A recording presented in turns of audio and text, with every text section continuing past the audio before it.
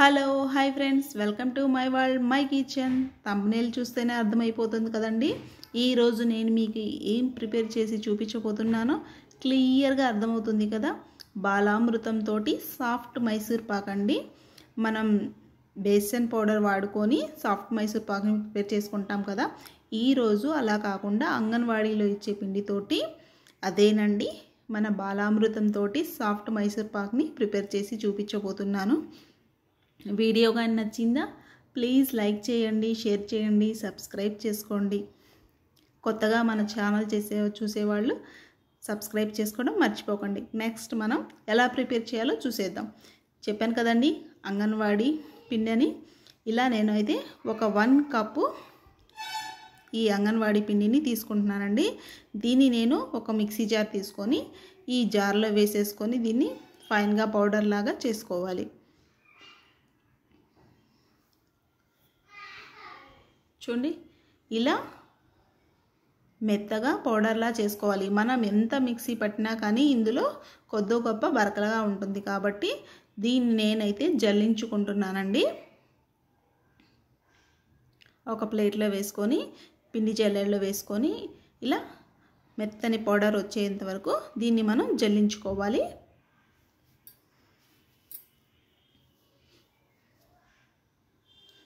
చూడండి, ఇలా ఇప్పుడు చూడండి ఎంత మెత్తగా ఉందో.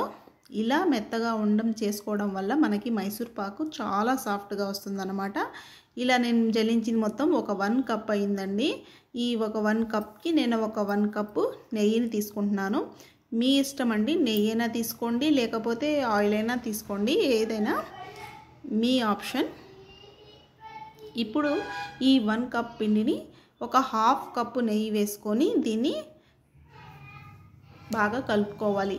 ఎక్కడ ఉండలు అనేవి లేకుండా చక్కగా కలుపుకోవాలండి.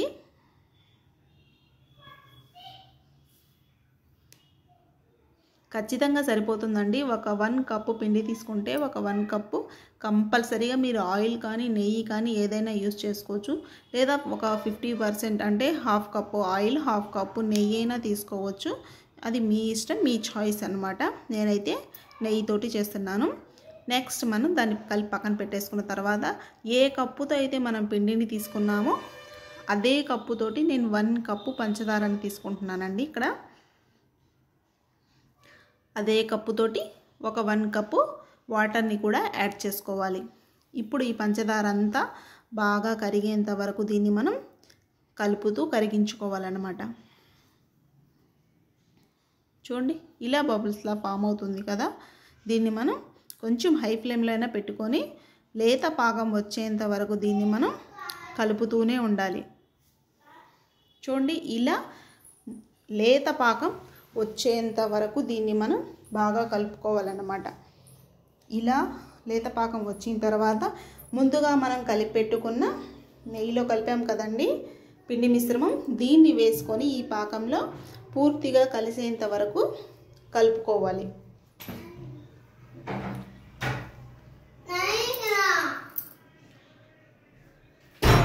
ఇలా చూడండి ఎలా నురగలుగా ఫామ్ అవుతుందో.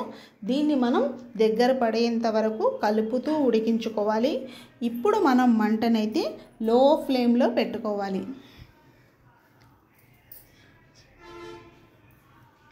లో ఫ్లేమ్లో పెట్టుకొని దీన్ని కలుపుతూ అటు ఇటు కలుపుతూ ఉడికించుకోవాలన్నమాట. ఇది కొంచెం కుక్ అయ్యేలోపు మనం ఒక ప్లేట్కి నెయ్యి రాసుకొని పక్కన పెట్టేసుకుందాం. ఇక్కడ ఇలా కొంచెం దగ్గర పడిన తర్వాత ఇందులో నేను ఒక 1/2 స్పూన్ కూడా అంత కదండి, జస్ట్ 1 ఇంచ్ అంత ఎల్లో ఫుడ్ కలర్ని నేను ఇందులో వేసుకుంటున్నానండి. మంచి కలర్ వస్తుందన్నమాట.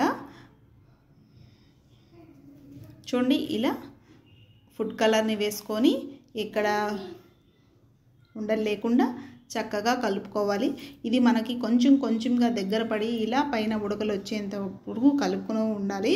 అలా ఉడకలు ఫామ్ అయిన తర్వాత ఇందులో ఒక్కొక్క 1 స్పూన్ నెయ్యిని యాడ్ చేస్తూ బాగా కలుపుకోవాలన్నమాట.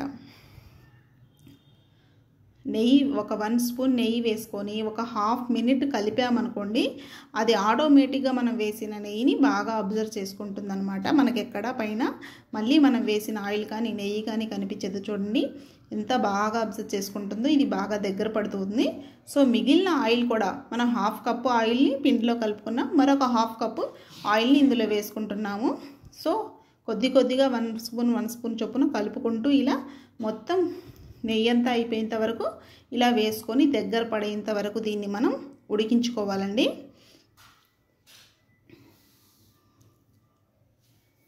దీన్ని మాత్రం మనం సిమ్లో పెట్టుకోండి, ఎప్పుడు కలుపుతూనే ఉండాలి, లేకపోతే మాత్రం కంపల్సరీగా అడుగండిపోతుంది. ఇలా దగ్గర పడిన తర్వాత ఒకసారి ఇది పాకానికి వచ్చిందో లేదో చూడాలంటే కొంచెం ఇలా చేత్తో తీసుకొని ఉండలా చుట్టామా పర్ఫెక్ట్గా వచ్చేసినట్టేనమాట.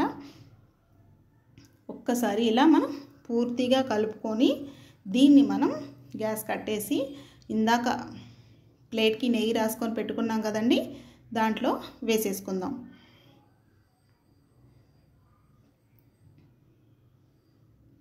ఇలా వేసుకొని మొత్తం ఈక్వల్గా వచ్చేంత వరకు దీన్ని మనం స్ప్రెడ్ చేసి ఒక హాఫ్ అన్ అవర్ ఆరిచ్చేద్దామండి. ఈలోపు మనకి గట్టిపడిపోతుంది. సో మధ్యలో ఒకసారి ఇలా చాకుతోటి మనకి ఏ సైజ్ పీసెస్ కావాలో అలా పర్ఫెక్ట్గా కట్ చేసి పెట్టుకుందాం. ఆ తర్వాత కొంచెం సేపు గ్యాప్ ఇచ్చామా అంతేనండి, బాగా ఆరిపోతుంది. ఆరిపోయి మనకి ఏ పీస్కి ఆ పీస్ పర్ఫెక్ట్గా తీసుకోవడానికి వచ్చేస్తుంది అనమాట.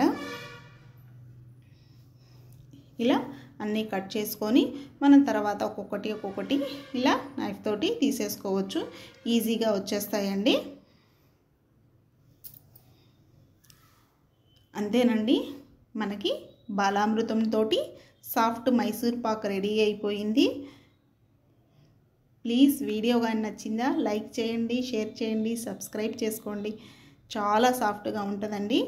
మీరు జస్ట్ ఇలా బ్రేక్ చేస్తే అలా బ్రేక్ అయిపోతుంది అనమాట. అంత సాఫ్ట్గా ఉండే మైసూర్ పాక్. వీడియో కానీ నచ్చిందా ప్లీజ్ సబ్స్క్రైబ్.